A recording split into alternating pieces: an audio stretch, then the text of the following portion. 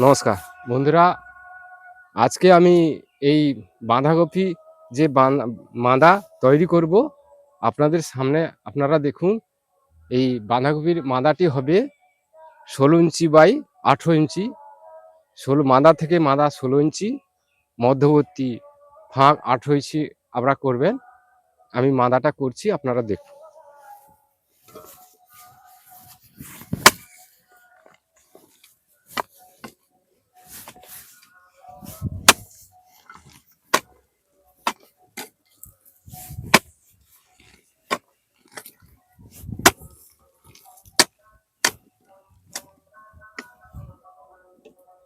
মাদা আপনারা দেখুন কিভাবে মাদাটা আমি করেছি, তো আপনারা এইভাবে করবেন।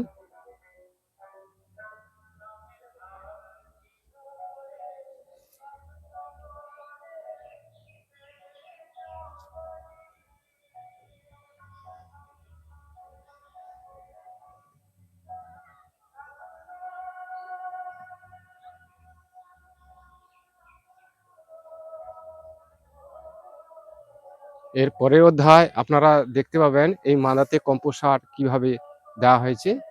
এই কম্পোস্ট সারটা আপনারা দেখবেন। এই বলে সবাইকে ধন্যবাদ জানিয়ে আমি শেষ করছি। নমস্কার।